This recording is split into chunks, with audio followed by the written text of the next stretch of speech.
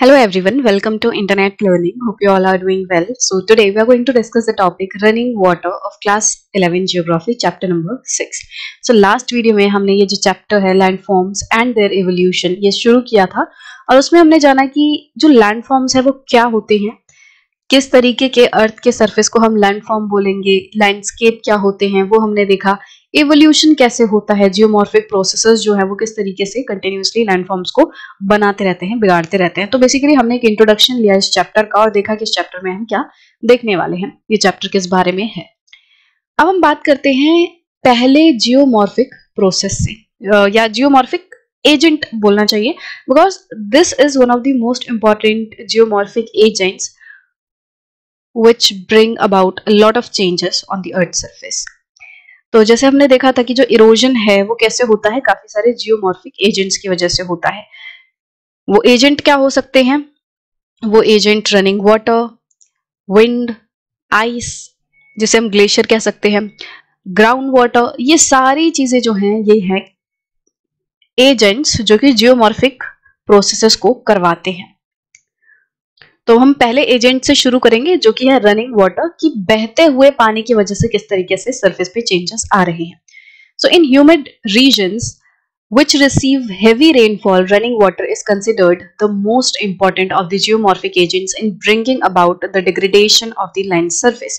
तो जो humid regions होते हैं, जहाँ पे humidity ज्यादा होती है, जहाँ पे बारिश बहुत ज्यादा होती है, वहां पे जो running water है, जो बहता हुआ पानी है, वो सबसे ज्यादा इंपॉर्टेंट जियोमॉर्फिक एजेंट है जिसकी वजह से अर्थ के सरफेस पे चेंज आ रहा है। मतलब जिस जगह पे बारिश आएगी तो वहां पे पानी बहेगा, कंटिन्यूअसली बहेगा, और उस बहते पानी की वजह से सबसे ज्यादा चेंजेस आते हैं सरफेस पे।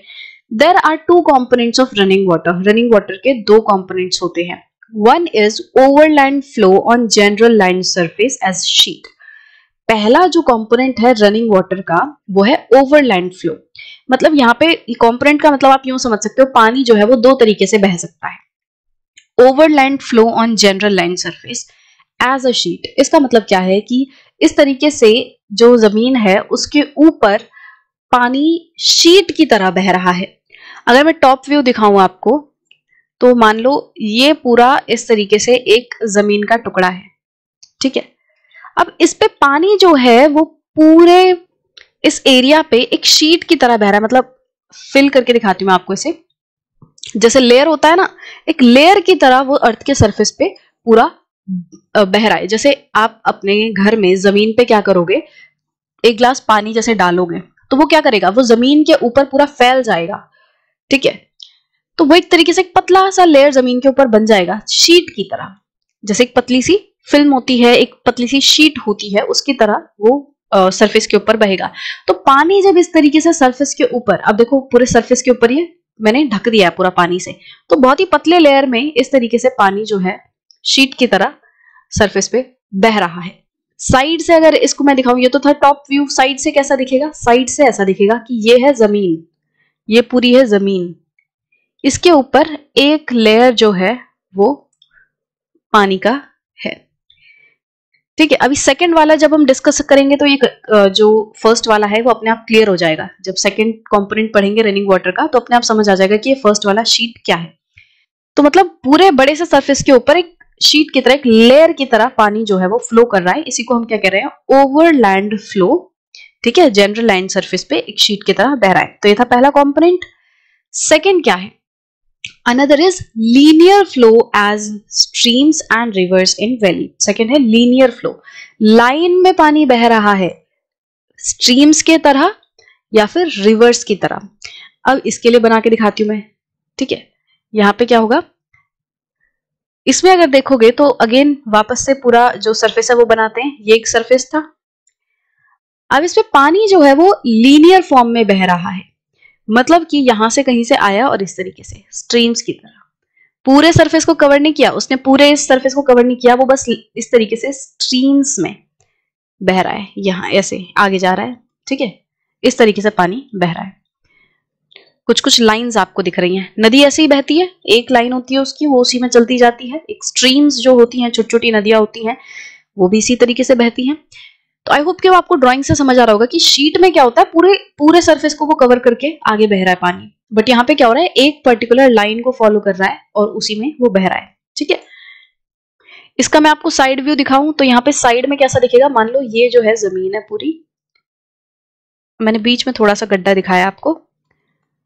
ठीक है, ये जमीन है और यहाँ पे पानी जो है वो बस इस जगह पे बह रहा है।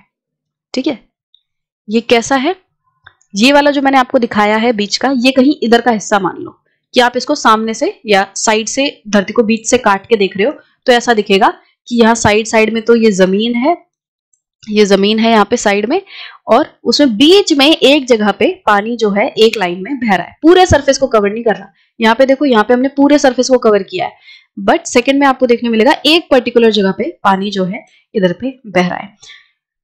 तो सेकंड कंपोनेंट में क्या हो रहा है कि पानी जो है वो लीनियर फॉर्म में बह रहा है, रिवर्स की फॉर्म में या जैसे जो स्ट्रीम्स होती हैं उनमें। Most of the erosional landforms made by running water are associated with vigorous and youthful rivers flowing over steep gradients. ज्यादातर जो इरोजनल लैंडफॉर्म्स होते हैं जो कि रनिंग वाटर से बनते हैं, तो वो कौन सा वाला रनिंग वाटर होता है, तो ज्यादातर ये जो रिवर्स होती हैं, जो नदियां होती हैं जो कि बहुत जोर की बह रही होती हैं इन ढलानों से, स्टीप ग्रेडियंट मतलब जो पहाड़ की ढलानें होती हैं, जब उनपे से नदी एकदम बहती है, यूथफुल होती है, वो एकदम नई नई बनी होती है नदी, तो वहां पे उसमें एकदम दम बहुत ज्यादा होता है, ऊपर से वो पहाड़ों से बह रही है तो स्लोप पे ऐसे ही स्पीड ज्यादा होती है, तो उस स्लोप से गुजरकर बहुत ही विगरसली एकदम जोरदार तरीके से जो नदी है वो बह रही है, और इसी की वजह से सबसे ज्यादा इरोजन होता है जब हम रनिंग वाटर की बात करते हैं। तो रनिंग वाटर में भी कौन सा वाला ऐसा कंपोनेंट है जिसकी वजह से सबसे ज्यादा इरोजन होता है, तो वो है कि जब नदी, जब पानी जो है, जब रनिंग वाटर जो है वो नदी की फॉर्म में स्टीप स्लोप से, पहाड़ों से जब वो नीचे आता है, तो सबसे ज्यादा इरोजन एक्टिविटी वहां पे होती है। With time stream channels over steep gradients turn gentler due to continued erosion and as a consequence lose their velocity facilitating active deposition। अब धीरे धीरे क्या होता है, जैसे जैसे समय बीतता है, तो जो नदी है जिस स्टीप ग्रेडियंट से वो होकर आ रही थी, क्योंकि उस पे वो इरोजन कर रही है लगातार, तो क्या होता है कि धीरे धीरे करके वो जो स्टीप ग्रेडियंट था अब वो जेंटल हो जाता है, अब वो कम स्टीप हो जाता है। कहने का मतलब क्या है कि जैसे यहाँ पे बहुत ऊंचा सा पहाड़ था, इस तरीके से यहाँ पे जो पहाड़ है वो ऊंचा सा था, अब मान लो हमारी नदी जो है वो यहाँ कहीं से बह के आ रही है, हम ऐसी सोच लेते हैं कि नदी जो है यहाँ से बह के आ रही है, अब वो जब इस तरीके से बहेगी तो इतनी ऊंचाई से बह रही है, एकदम ढलान है, तो बहुत तेज बहेगी, जब वो तेज बहेगी तो उसमें एनर्जी बहुत ज्यादा होगी, अपने साथ बहुत सारे पत्थर वगैरह जो है वो आगे ले जाएगी। ठीक है, मतलब इरोजन करेगी, बहुत सारे जो पत्थर है उन्हें तोड़ेगी, बहुत सारे पत्थरों को अपने साथ बहा के ले जाएगी, तो यहाँ पे क्या होगा, इरोजन बहुत ज्यादा होगा। इरोजन का मतलब क्या है कि इसके नीचे की जो जमीन है वो टूट रही है, और धीरे धीरे करके क्या होगा, इसके इतने इरोजन की वजह से ये जो स्लोप है, क्योंकि वो टूट रही है, अब वो एकदम ऐसे होने लगेगी, धीरे धीरे करके इस तरीके से ऐसे हो जाएगा। मतलब जो कभी पहले इतना ऊंचा पहाड़ हुआ करता था, जो कभी इतना ऊंचा एकदम पहाड़ हुआ करता था, ऐसे एग्जाम्पल की तरह बोल रही हूँ, क्योंकि एकदम भी नदी की वजह से इतना ऊंचा पहाड़ कम नहीं हो जाएगा, बट एग्जाम्पल के तौर पे समझने के लिए आप यूं समझो कि पहले कहां तो नदी यहां से बहती थी, बट नदी ने इरोजन किया, और इरोजन की वजह से जो ये वाला पूरा हिस्सा था, ये वाला जो पूरा हिस्सा था वो टूट गया, और ये एक दिन में तो होगा नहीं, हजारों साल लग जाएंगे, हजारों साल तक नदी जब यहाँ से बहती रहेगी तो ये पूरे हिस्से को इसको इरोड कर देगी, यहाँ के सारे पत्थर जो है वो टूट के आगे चले गए, और अब नदी कहाँ बह रही है, अब नदी जेंटलर स्लोप पे बह रही है, यहाँ पे बह रही है, इधर पे नदी बह रही है। अब देखो पहले की जो स्लोप थी वो कितनी स्टीप थी, एकदम ऐसे थी, बट अब जेंटल हो चुकी है, अब स्लोप कम हो चुकी है। जब स्लोप कम होगी तो स्पीड भी कम होगी, जैसे आपने फिसल पट्टी पे देखा होगा, फिसल पट्टी पे आप इस तरीके से स्लाइड पे, जो स्लाइड रहती है बच्चों की, यहाँ पे एक तरफ चढ़ने वाला रहता है और दूसरी तरफ यहाँ फिसलने वाला रहता है, तो जब आप इस पे ऊपर बैठते हो तो एकदम जोर से नीचे जाते हो, बट अगर आप समतल जमीन पे बैठोगे, अगर इस तरीके से कोई हल्की सी ढलान वाली जगह है उस पे बैठोगे, तो क्या आप खिसक के आगे जाओगे, नहीं, आप वहीं के वहीं बैठे रहोगे। तो यहाँ पे भी क्या हो रहा है, जब नदी बहुत स्टीप स्लोप से बहती है तो उसमें स्पीड बहुत ज्यादा होती है, बहुत तेजी से वो बहती है। बट जब स्लोप कम हो जाती है तो नदी की भी एनर्जी कम हो जाती है और फिर वो बहुत स्लो स्लो बहती है। जब वो स्लो बह रही है तो अब यहां से इसमें इतनी ताकत नहीं है कि वो बड़े बड़े पत्थरों को अपने साथ लेके जाए, अपने साथ वो तोड़ फोड़ करे। अब इतनी ज्यादा उसमें एनर्जी नहीं है। अब जो इरोजन होगा वो कम लेवल पे होगा। इरोजन तो अभी भी होगा बट इरोजन जो होगा वो कम होगा। अब नदी यहाँ पे क्या करेगी, अब वो कुछ कुछ चीजें यहाँ पे जमा करती जाएगी, डिपोजिट करेगी। यहाँ पे क्या कर रही है, डिपोजिट कर रही है। नदी में जो भी चीजें हैं अब वो धीरे धीरे करके डिपोजिट होने लग रही हैं। इसको और थोड़ा फ्लैट कर देते हैं एकदम इस तरीके से। अब जमीन जो है वो फ्लैट हो गई है, नदी जो एकदम समतल जमीन पे बहने लगी है। अब जब समतल जमीन पे बहेगी तो ऊपर से जो भी वो तोड़फोड़ करके ला रही है उसको वो यहाँ डिपोजिट करने लगेगी, उसको डिपोजिट करने लगेगी। तो जब स्लोप जेंटल हो जाएगी, जब स्टीप स्लोप खत्म हो जाएगी और नदी की स्पीड कम हो जाएगी, नदी स्लो हो जाएगी, तो अब वो यहाँ पे इरोजन कम करेगी और डिपोजिशन जो है वो ज्यादा करेगी। अब वो चीजों को जमा कर रही है क्योंकि उसमें इतनी स्पीड नहीं है कि वो अपने साथ सारे सामान को बहा के आगे ले जाए। अब उसको भारी पड़ रहा है क्योंकि उसकी स्पीड इतनी ज्यादा नहीं है, एनर्जी नहीं है उसमें। तो वो जो भी अपने साथ सामान ला रही है उसको वो एक जगह डिपोजिट करती जाएगी। There may be depositional forms associated with streams flowing over steep slopes, but these phenomena will be on a small scale compared to those associated with rivers flowing over medium to gentle slope. अब देखो जो नदियां हैं जब steep slope से बह रही हैं तो वहां पे भी क्या होगा, डिपोजिशन थोड़ा बहुत होगा। बट कंपेयर करें अगर हम इरोजन से तो इरोजन ज्यादा होगा। पहले हमने क्या देखा कि नदियां क्या करती हैं, जहां पे बह रही हैं उस पूरे इलाके पे यहाँ पे इरोजन करेंगी। तो एक बात तो यह है कि हजारों साल बाद क्या होगा, यहाँ पे ये जो पहाड़ है इसमें इस तरीके से आपको इरोजन देखने मिलेगी, इसकी स्लोप जो है वो कम हो जाएगी। अब एक और पॉइंट है, अभी पहाड़ इतना ही बड़ा है, पहाड़ जो है वो यहाँ पे है और अभी हजारों साल की बात नहीं है, मान लो कुछ 100 साल की बात कर रहे हैं। तो यहाँ पे पहाड़ है, पहाड़ के बाद फिर आगे जमीन समतल भी तो आएगी। ऊपर नदी बह रही है इस तरीके से, यहाँ पे क्या हो रहा है, इरोजन ज्यादा है, इरोजन इज मोर। और इरोजन ज्यादा हो रहा है, क्या इसका मतलब यह है कि यहाँ डिपोजिशन हो ही नहीं रहा है? नहीं, डिपोजिशन होगा बट यहाँ पे डिपोजिशन इज लेस। डिपोजिशन हो रहा है बट कंपैरेटिवली लेस अमाउंट में हो रहा है। ठीक है, अब नदी जो है वो बहते बहते आगे आएगी। अब जमीन को यहाँ पे मतलब नदी को यहाँ पे समतल जमीन मिलेगी और हमने देखा कि जब जमीन समतल हो जाएगी या जब स्लोप कम हो जाएगी तो नदी की एनर्जी रिलीज हो जाएगी, एनर्जी उसमें कम बचेगी और अब वो डिपोजिशन करेगी। तो ऊपर से यहां से जो भी वो चीजें तोड़ के ला रही है उसको अब वो यहां जमा करने लगेगी। तो नीचे क्या हो रहा है, नीचे इस वाले एरिया में डिपोजिशन इज मोर, और डिपोजिशन अगर ज्यादा हो रहा है तो क्या इसका मतलब इरोजन हो ही नहीं रहा? नहीं, अगेन इरोजन भी हो रहा है, नीचे भी इरोजन हो रहा है, but the only difference is कि इरोजन अब थोड़ा लेस है, कम है। ठीक है, तो आई होप कि आपको समझ आ रहा होगा कि जो स्लोप है ये क्या है, स्टीप स्लोप, एकदम खड़ी चढ़ाई है। ठीक है, और ये क्या है, जेंटल स्लोप, यहां पे स्लोप ज्यादा नहीं है, प्लेन सा एरिया है। तो जो जेंटल स्लोप होगी वहां डिपोजिशन ज्यादा होगा, इरोजन कम होगा। जहां स्टीप स्लोप होगी वहां पे इरोजन ज्यादा होगा, डिपोजिशन कम होगा। ठीक है, तो यहाँ पे जब ये इसको इरोड करेगी, जब ये पहाड़ों को इसको इरोड करती जाएगी क्योंकि इस पे इरोजन ज्यादा होगा, तो एक पॉइंट क्या आएगा कि ये वाला जो पूरा पहाड़ है वो ऐसा बनने लगेगा।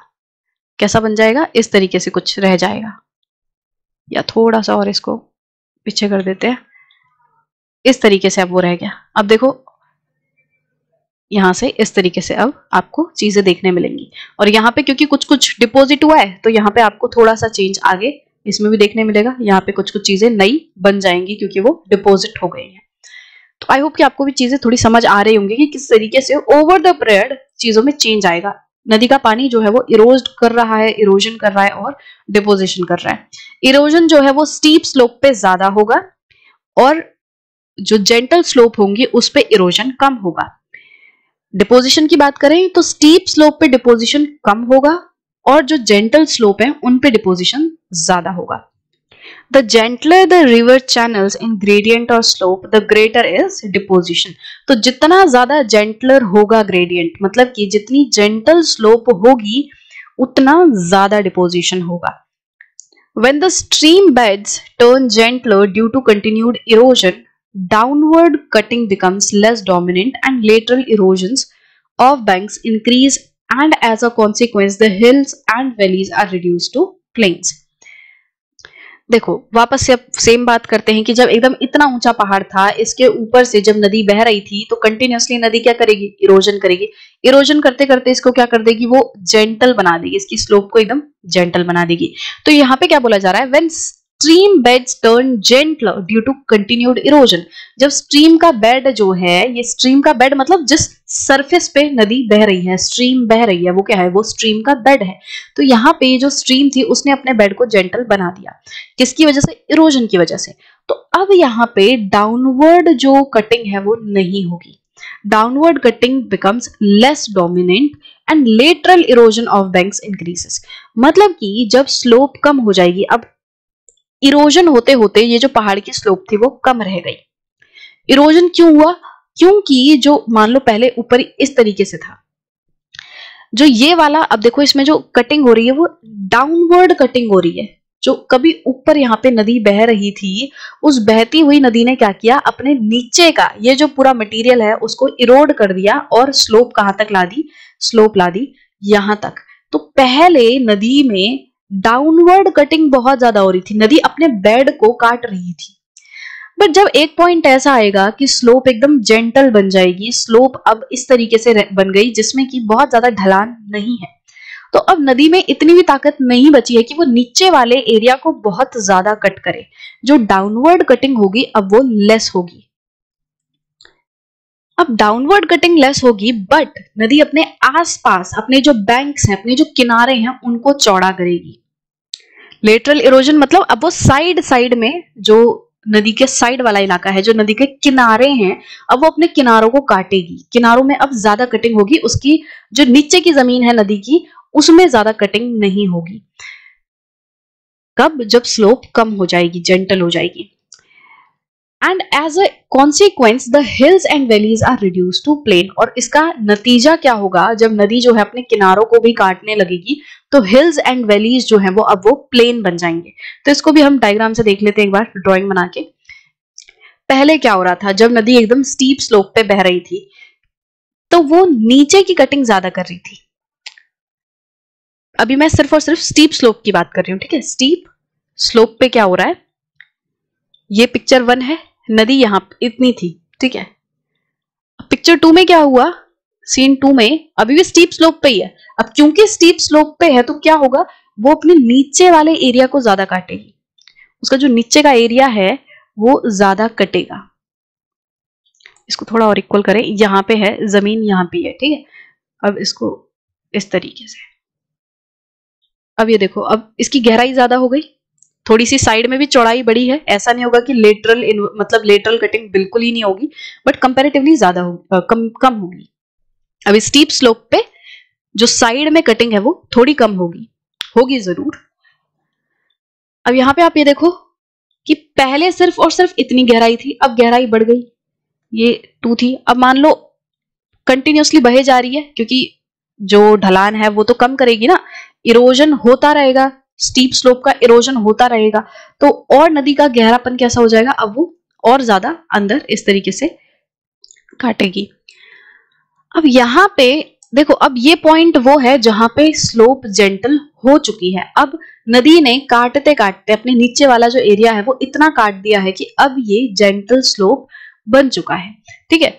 अब यहाँ पे जेंटल स्लोप बन चुकी है. अब जब जेंटल स्लोप बन जाएगी, ठीक है, जेंटल स्लोप मतलब कि पहले पहाड़ ऐसा था, अब वो कट कट के ऐसा हो गया है, अब जेंटल स्लोप आ गई. जब जेंटल स्लोप आएगी तो अब नदी क्या करेगी, अपने साइड वाले इलाके को काटेगी. पहले इस तरीके से था, अब ये वो पॉइंट है जो हमने यहाँ पे पिक्चर 3 बनाई है, इसी को मैं आगे कंटिन्यू कर रही हूँ. ये सेम पिक्चर है, पिक्चर 3 मान लो, जो पहले पिक्चर 3 थी, ठीक है. अब यहाँ पे क्या होगा कि अब एकदम स्लोप हो चुकी है जेंटल, यहाँ पे साइड साइड में कटिंग शुरू होगी. ये जो साइड की कटिंग है ये शुरू होगी. तो यहाँ पे किस तरीके से बनेगी, अब जो नदी है वो इस तरीके से आपको दिखाई देगी। ये पिक्चर 4 बना रही हूं मैं, इसमें जो चौड़ाई है वो इस तरीके से हो जाएगी। देखो पहले जो चौड़ाई थी वो कितनी कम थी, और अब नदी की चौड़ाई जो है वो बढ़ चुकी है बहुत ज्यादा। यहाँ पे नदी ने क्या किया, अपने साइड साइड में पूरा काट दिया। पहले जो साइड का बैंक था वो यहां तक था, पहले साइड का बैंक यहां तक था, पर नदी ने क्या किया, अपने साइड के बैंक को काट दिया और अपना पूरा जो एरिया है वो बढ़ा लिया। तो ये काम है जेंटल स्लोप पे। नदी क्या कर रही है, अब जेंटल स्लोप पे आएगी तो वो साइड वाले जो उसके बैंक्स वगैरह हैं उनको काटेगी। जब सारी नदियां, पहाड़ पे एक नदी तो बह नहीं रही, पहाड़ पे बह रही है बहुत सारी नदी, सारी नदियां इस तरीके से पहाड़ की जो जेंटल स्लोप है उसको जेंटल बनाएंगी। और जब सारी नदियां इस तरीके से पहाड़ को काटती जाएंगी और जब स्लोप जेंटल हो जाएगी तो उसके बाद वो साइड साइड में अपने बैंक्स को काटती रहेंगी, तो एक पॉइंट ऐसा आएगा कि जो पहाड़ है, जो कभी इस तरीके से पहाड़ हुआ करता था, अब वो प्लेन एरिया बन जाएगा। अब वो इस तरीके से प्लेन एरिया बन जाएगा। ठीक है, क्योंकि इस पे बहने वाली जितनी भी नदियां थी उन सब ने क्या किया, पहले तो उन्होंने डाउन कटिंग की। जब स्लोप पे थी तो पहले उन्होंने स्लोप को कम किया, पहले उन्होंने क्या किया, जो स्लोप थी उसको कम किया, ये जो पूरी स्लोप थी इसको पूरा इरोड कर दिया। और जब डाउनवर्ड कटिंग हो गई, जब स्लोप एकदम जेंटल बन गई, तो उन्होंने क्या किया, साइड साइड में काटना शुरू किया, जिसकी वजह से जो वैलीज थी अब वो एकदम प्लेन एरिया बन गई। अब वो यहाँ पे प्लेन सरफेस है उस तरीके से बनना शुरू हो गया। Overland flow causes sheet erosion. अब बात करते हैं पहले वाले कंपोनेंट की। हमने क्या पढ़ा कि जो रनिंग वाटर है उसके दो कंपोनेंट है, पहला था ओवरलैंड फ्लो और दूसरा था लीनियर फ्लो, जिसमें स्ट्रीम एंड रिवर की तरह बहते हैं। तो अभी तक हमने जो डिस्कशन की कि डाउनवर्ड कटिंग होगी और लेटरल कटिंग होगी जब स्लोप जेंटल बन जाएगी, तो ये सारे बात थी स्ट्रीम एंड रिवर की। ठीक, किस तरीके से जो लीनियर फ्लो है उसमें पानी काम करता है और लीनियर फ्लो में ही सबसे ज्यादा इरोजन होता है। अब बात करेंगे ओवरलैंड फ्लो की। ओवरलैंड फ्लो में क्या होता है कि शीट इरोजन देखने मिलेगा। यहाँ पे क्या होगा, शीट इरोजन होगा। तो पानी जब शीट की तरह लेयर के एक लेयर बना लेगा जमीन के ऊपर, तो वो क्या करेगा, उस जमीन के ऊपर जो छोटे छोटे टुकड़े हैं, मिट्टी है, पत्थर है, उसको पतले से लेयर को अपने साथ लेके चलेगा। शीट इरोजन का मतलब कि जब धरती के ऊपर का, जमीन के ऊपर का बहुत पतला सा लेयर हट जाए, ठीक है, और काफी मतलब बड़ी मात्रा में हट जाए, तो उसको बोलेंगे sheet erosion. Depending upon irregularities on the land surface, the overland flow may concentrate into narrow to wide path. अब जो जमीन है जिसपे ये ओवरलैंड फ्लो हो रहा है वो किस तरीके की है, कितनी उसमें इरेगुलरिटीज हैं, कितनी ऊंचाई नीचाई है, कितना उबड़ खाबड़ है, उस सब के बेसिस पर ये जो ओवरलैंड फ्लो है वो नैरो भी हो सकता है और वाइड भी हो सकता है। ऐसा हो सकता है कि बहुत बड़े एरिया में शीट की तरह पानी पूरा बह रहा हो, या फिर हो सकता है कोई थोड़े एरिया में इस तरीके से पानी जो है वो शीट की तरह उस पर कवर करके ओवरलैंड फ्लो कर रहा हो। Because of the shear friction of the column of flowing water, minor or major quantities of material from the surface of the land are removed in the direction of flow and gradually small and narrow rills will form। तो पानी जब जमीन के ऊपर से धीरे धीरे बह रहा है तो अपने साथ वो कुछ minor and major quantities of material को, मतलब कुछ छोटे बड़े जो मटेरियल है, अर्थ के पत्थर है, कंकड़ है, मिट्टी के कण है, उन सबको वो अपने डायरेक्शन में बहा के ले जाएगा। अगर पानी इस तरीके से बह रहा है तो वो जमीन के ऊपर से जो मटेरियल है उसको अपने साथ आगे बहा के ले जाएगा। और धीरे धीरे क्या होने लगेगा, नैरो रिल्स बनने लगेंगी। शीट इरोजन जब होगा तो उसके बाद धीरे धीरे करके पानी जो है छोटी छोटी गलियों में बहने लगेगा, इस तरीके से बना लेगा। जैसे आपने भी नॉर्मली देखा होगा जब बारिश होती है और पानी एक जगह से दूसरी जगह पे बह रहा होता है तो कुछ इस तरीके से छोटे छोटे रिल्स जो है बन जाते हैं। आपको छोटे छोटे उसमें क्रैक्स टाइप देखने मिलेंगे जिनमें कि पानी बह रहा होता है। एक और दूसरी पिक्चर दिखाऊं आपको, जैसे यहाँ पे देखो ये रिल्स हैं, ये बीच में ये जो आपको दिख रहे हैं क्रैक्स, ये क्या है, ये रिल्स हैं, इतने सारे एकदम छोटे छोटे जमीन के ऊपर। ये देखो ये सब क्या है, ये रिल्स हैं कि पानी इसके ऊपर से बहा, पानी ने अपने साथ कंकड़ पत्थर को आगे बहा के मतलब उसको आगे लेके गया पानी, और धीरे धीरे करके वो कुछ कुछ जगहों पे उसको काटने लग गया और इस तरीके से छोटी छोटी लाइनें बन गई। इनको क्या बोलते हैं, रिल्स। ठीक है, अब जब ये रिल्स थोड़ी बड़ी हो जाती हैं, जब और ज्यादा पानी इनमें से बहेगा और ज्यादा इन रिल्स में इरोजन होगा, तो क्या होगा, ये रिल्स थोड़ी चौड़ी हो जाएंगी और चौड़ी होके क्या बन जाएंगी, gullies. The rills will gradually develop into long and wide gullies. तो यही रिल्स जो है, जो पहले एकदम छोटी छोटी पतली पतली लाइन जो थी पानी की, अब वो थोड़ी और बड़ी हो गई है, क्योंकि पानी कंटिन्यूअसली उनमें से ऊपर से बह रहा है और बहुत सारे मटेरियल को अपने साथ इरोड कर रहा है, तो अब उसमें गलीज बन जाएंगी। तो रिल्स का बड़ा फॉर्म क्या है, gullies. The gullies will further deepen, widen, lengthen and unite to give rise to a network of valleys। और जब गलीज भी बड़ी हो जाएंगी, जब गलीज भी साइज में और ज्यादा बड़ी हो जाएंगी, तो वो क्या करेंगी, वो वैलीज की फॉर्म ले लेंगी। तो यहाँ पे अगर आप देखोगे, सबसे पहले ये ऊपर रिल्स थी, ये रिल्स हैं, रिल्स थोड़ी सी बड़ी हुई तो ये गली बनी। ये देखो, ये गली है। पहले एकदम पतली पतली लाइनें आपको दिख रही थी, बट अब देखो कितना मोटा एरिया जो है, मतलब जमीन का कितने मोटे एरिया पे अब पानी जो है उसने इरोजन कर दिया। अब ये क्या है, गली। अब ये गली में और ज्यादा इरोजन होगा, और ज्यादा इरोजन होगा, इसका मतलब कि ये नीचे भी कटिंग होगी, ये जो लैंड है वो नीचे से भी कटेगी और साइड से भी कटेगी, डीप भी होगी। ये गड्ढा जो है, ये पूरा जो बन रहा है, गली है, ये नीचे से भी गहरी होगी और साइड से भी कटिंग होगी, साइड से भी चौड़ी होगी, और इस तरीके से और भी बहुत सारी गली होंगी। मान लो पहले एक रिल यहाँ पे थी, वो रिल बनी गली इस तरीके से। अब ये वाली जो गली है, ये भी तो चौड़ी और गहरी होगी, तो ये भी इतनी बड़ी हो गई, और ये वाली भी इतनी बड़ी हो रही है। अब धीरे धीरे करके ये क्या बन जाएंगी, ये वैली बन जाएंगी, और नेटवर्क बन जाएगा वैलीज का। ये भी एक वैली बन जाएगी, ये भी एक वैली बन जाएगी, ये भी एक वैली बन जाएगी, और आपको दिखने में कैसा लगेगा कि इस तरीके से काफी सारी जो वैलीज है वो एक साथ कनेक्ट हो रही हैं। यहाँ पे एक वैली है, यहाँ पे एक वैली है, यहाँ पे एक वैली है, और ये सब क्या है, अब ये कनेक्ट हो रही है, एक नेटवर्क बन जाएगा वैलीज का। तो कैसे होता है, सबसे पहले जब ओवरलैंड फ्लो होता है, पानी जो है वो हल्के से जमीन के ऊपर एक लेयर बना के बह रहा है, ठीक है। वो स्ट्रीम और रिवर की तरह नहीं बह रहा है, एक लेयर वाइज बह रहा है, बट लेयर वाइज भी बहेगा तो इरोजन तो होगा ही। तो इरोजन कैसा होगा, इसमें शीट इरोजन बोलेंगे। ओवरलैंड फ्लो की वजह से जो इरोजन होगा उसे शीट इरोजन बोलेंगे, क्योंकि एक शीट की तरह जो मटीरियल है वो पूरा हट गया। अब यहाँ पे शीट इरोजन जब होगा तो उसमें धीरे धीरे करके कुछ रिल्स बनने लगेंगी। जब ये रिल्स चौड़ी होंगी तो गली बनेगी, गलीज बनेंगी, और ये गलीज जब और ज्यादा डीप वाइड होंगी, लेंथ में बड़ी होंगी, तो ये बनेंगी वैलीज, ठीक है। इस तरीके से ये तीनों चीजें जो है वो रिलेटेड है। यहाँ पे एक और पिक्चर है, इसमें आप देख सकते हो ये साइड साइड में जो है ये रिल्स हैं, पतली पतली धारों में पानी जो है वो बह रहा है, और उसने जमीन पे इस तरीके से पतले पतले मतलब क्रैक टाइप बना दिए हैं जिनमें से पानी बह रहा है, धारे हैं बहुत छोटी छोटी पतली पतली। और ये बीच में आपको दिख रहा है ये गलियां हैं, कभी पहले रिल्स हुआ करती होंगी बट अब ये बड़ी हो गई हैं, और यहाँ पे इस तरीके से ये और ज्यादा बड़ा हो गया है, तो इसको हम वैली कह सकते हैं। इस तरीके से चीजें जो है वो काम कर रही हैं।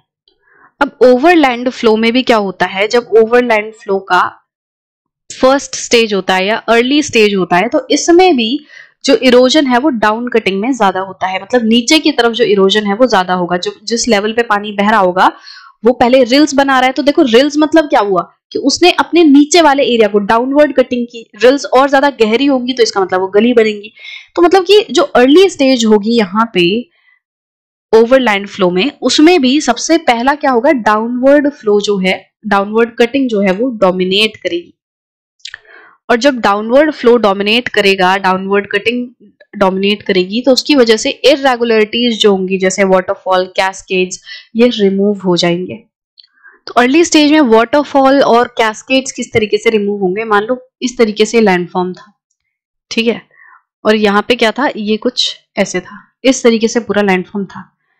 अब यहाँ पे इसको थोड़ा सा और इस तरीके से, पानी यहाँ से बह रहा है, पानी धीरे धीरे करके इसके ऊपर से इस तरीके से लेयर बना के बह रहा है। जमीन एकदम सीधी तो होगी नहीं, तो वो जैसी भी उबड़ खाबड़ जमीन है उसके ऊपर पानी जो है इस तरीके से बहेगा। अब जब पानी बहेगा तो यहाँ पे आप देखोगे ये एक तरीके से ये वाला हिस्सा जो है वो वाटरफॉल दिख रहा है आपको, यहाँ पे इस तरीके से लग रहा है जैसे वाटरफॉल है, ठीक है। और कैस्केड्स क्या होता है, जब यहाँ पे इस तरीके से लगातार कुछ ऊपर नीचे होता है, इस तरीके से बहुत सारे आप ऑब्स्टिकल्स भी कह सकते हो, जमीन में उबड़ खाबड़ इस तरीके से ऊपर नीचे जब जमीन रहती है और उसके ऊपर से पानी बहता है, तो ऐसा लगता है छोटी छोटी बहुत सारी वाटरफॉल एक साथ बन रही है। जैसे ये एक वाटरफॉल, ये एक वाटरफॉल, यहाँ पे एक वाटरफॉल, तो 3-4 वाटरफॉल एक साथ लगातार हो रही है, ठीक है। तो इसको कैस्केड कहते हैं। अब चाहे कैस्केड है चाहे वाटरफॉल है, इसमें क्या हो रहा है कि डाउनवर्ड कटिंग हो रही है। डाउनवर्ड कटिंग मतलब कि यहाँ पे जो रिवर है या यहाँ पे जो पानी ऊपर से बह रहा है वो ये वाले एरिया को, ये जो डाउनवर्ड वाले एरिया है इनको काटेगा। अब जब इसको इरोड करेगा तो यहाँ पे क्या होगा कि ये वाला हिस्सा इरोड होके इस तरीके से बन जाएगा। मान लो इरोड होके ऐसा हो गया। यहाँ पे जो ये कैस्केड्स थे वो धीरे धीरे प्लेन होने लग गए, ये इस तरीके से प्लेन होने लग गए। यहाँ पे एरिया जो है थोड़ा सीधा होने लग गया। आगे भी जो इरेगुलरिटीज हैं ये भी प्लेन बनने लग गई। इनमें भी क्या हुआ, प्लेन इस तरीके से हो गया। अब ऊपर का जो पानी है वो कैसे बहेगा, वो इस तरीके से लेयर बना के इसके ऊपर बहेगा और यहाँ पे और जो भी इरेगुलरिटीज है उनको कम करता रहेगा। मान लो यहाँ पे इस तरीके से इसको और प्लेन कर देगा क्योंकि इरोजन तो लगातार होता रहेगा। इस तरीके से अभी और प्लेन हो गया। तो ओवरलैंड फ्लो में भी अब धीरे धीरे ये भी स्ट्रीम बनने लगेगी। जैसे पहले रिल्स बनी, गलीज बनी और वैलीज बनी। तो अब जब वैलीज में पानी बहेगा, स्ट्रीम्स में जब मतलब जो गलीज है उनमें पानी बहेगा तो वो स्ट्रीम बन जाएगी। एक छोटे से नैरो से इलाके में जब पानी बहेगा तो अब वो स्ट्रीम बन जाएगा। शुरू हुआ था ओवरलैंड फ्लो से, बट अब यहाँ पे क्या हो रहा है, धीरे धीरे करके वो एक स्ट्रीम का, एक छोटी सी नदी का रूप ले रहा है। और ये सब कंपैरेटिवली अब ये जेंटल स्लोप इन्होंने बना दी है डाउनवर्ड कटिंग करके। अब उसके बाद जो मिडिल स्टेज होगी, मिडिल स्टेज में क्या होगा, streams cut their beds slower and lateral erosion of valleys sides become severe. अब इसमें भी क्या होगा कि अब जब इरोजन जो है, इरोजन कर करके इन्होंने इतना ज्यादा इरोजन कर दिया कि अब जितनी भी वाटरफॉल वगैरह थी, कैस्केडिंग थी, सब वो हट गई। अब स्टीप नहीं रहा कुछ भी, या उबड़ खाबड़ नहीं रहा, कैस्केड कुछ भी नहीं रहा, प्लेन हो गया सब कुछ। उसके बाद शुरू होगी अब यहाँ पे लेटरल कटिंग। यहाँ पे अब लेटरल इरोजन शुरू होगा कि अब ये भी बड़ी बड़ी नदियों की तरह यहाँ पे क्या होने लगेगा कि साइड का जो इलाका है, ये वाला जो इलाका है, ये भी अब कटने लगेगा क्योंकि अब इसमें इतनी ताकत नहीं है कि वो नीचे वाले एरिया को काटे। डाउनवर्ड कटिंग की क्षमता इसमें खत्म हो गई क्योंकि अब बहुत ज्यादा उबड़ खाबड़ चीजें नहीं बची। तो अब ये भी क्या करेगा, मिडिल स्टेज में लेटरल इरोजन करेगा। Gradually the valley sides are reduced to lower and lower slope. और यहाँ पे क्या होगा, जो ग्रेजुअली मतलब धीरे धीरे करके क्या होगा कि जो वैली साइड्स हैं, जो साइड बनी थी, क्योंकि सबसे पहले क्या बनी, रिल्स बनी, रिल्स के बाद गली, गली के बाद वैली बन गई, कट कट के वैली बन गई। और जो वैली है उसका भी जो वैली साइड होगी, इस तरीके से जो ये साइड वाला इलाका होगा ये भी कट जाएगा और पूरा जो स्लोप है वो एकदम ही लोअर हो जाएगी। पूरा एरिया अगेन प्लेन हो जाएगा। जो भी थोड़ी बहुत उबड़ खाबड़ था या जो भी थोड़ी बहुत स्टीपनेस थी वो सब कम हो जाएंगी। The divides between drainage basins are likewise lowered until they are almost completely flattened, leaving finally a lowland of faint relief with some low resistant remnants called monadnocks standing out here and there. अब जब इस तरीके से जो streams हैं, जो reverse हैं, वो इरोजन करती रहेंगी, पहले वो डाउनवर्ड कटिंग करेंगी, फिर वो लेटरल इरोजन करेंगी, तो अल्टीमेटली क्या होगा कि जो साइड में बड़े बड़े पहाड़ थे या जो ऊंचे लैंड्स थे, अब वो इरोड होके एकदम प्लेन बन चुके हैं। जो डिवाइड्स थे ड्रेनेज बेसिन के बीच में वो क्या होते हैं, अब वो लो हो जाते हैं। लो का मतलब ये है कि जैसे नदी जो है इस तरीके से थी, ठीक है, एक नदी यहाँ पे बह रही है और एक नदी यहाँ पे बह रही है, तो ये इसका ड्रेनेज बेसिन है और ये वाला इसका ड्रेनेज बेसिन है, और बीच में इसको हम क्या बोलेंगे, ये डिवाइड है, क्योंकि एक उठा हुआ एरिया है जो कि इन दोनों ड्रेनेज बेसिन को डिवाइड कर रहा है। अब अल्टीमेटली क्या होगा कि ये यहाँ से इरोड कर रही है, ये वाली नदी यहाँ पे इरोजन कर रही है और ये वाली नदी यहाँ पे इरोजन कर रही है, और ये क्या करेंगे, इरोजन कर करके इस पहाड़ को ऐसे फ्लैट बना देंगी। तो इनके बीच का अब ये जो डिवाइड है वो फ्लैट हो गया है, जो ड्रेनेज बेसिन है अब वो एकदम फ्लैट सा हो गया है। इस तरीके से इरोजन होते होते अल्टीमेटली क्या होगा, a low land of faint relief with some low resistant remnants called monadnocks standing out here and there. अब अल्टीमेटली क्या होगा कि इस तरीके से एक लो फेंट रिलीफ बन जाएगा, एकदम नीचे रिलीफ है जो कि लो है। अब इसमें क्या होगा कि जरूरी नहीं है कि सारा पहाड़ जो है उसमें एक जैसा मटेरियल हो, पूरा जो पहाड़ भी नहीं, इन जनरल जो भी अर्थ का सरफेस है, जरूरी नहीं है ना कि उसमें सब हर जगह पे एक जैसा मटेरियल हो। उसमें मान लो बीच में ये वाला कुछ ऐसा मटेरियल था जो कि एक ऐसी रॉक का बना था, इतनी जल्दी से जो नहीं टूटती, यहाँ पे भी ऐसी था कुछ, ठीक है, इस वाली नदी के बीच में भी। यहाँ पे अब ये जो नदी थी ये पहले ऊपर से यहाँ बह रही थी, बट बहते बहते इन्होंने किया इरोजन। तो इन्होंने साइड साइड का जो मटेरियल है उसे तो इरोड कर दिया, साइड साइड का मटेरियल इरोड कर दिया। इसका मतलब क्या है, ये वाला जो मटेरियल है ये इरोड हो गया, ठीक है, ये वाला पूरा इरोड हो गया और यहां से भी इरोजन हो गया। बट बीच में क्या हुआ, बीच में जो एक ऐसी जगह बची जो कि इतने जल्दी इरोड नहीं हो सकती। ये वाला जो पूरा एक तरीके से ऐसे जमीन के टुकड़े हैं जिनमें रेजिस्टेंस बहुत ज्यादा है, जो कि पानी से इतनी जल्दी से नहीं टूट रहे हैं। उसकी वजह से क्या हुआ, बीच में आपको ऐसी जमीन खड़ी होती दिखाई दे रही है जो कि मतलब एकदम सिंगल अकेला खड़ा सा एक लैंडफॉर्म लग रहा है, ठीक है। तो ये क्या है, ये है मोनेडनॉक्स।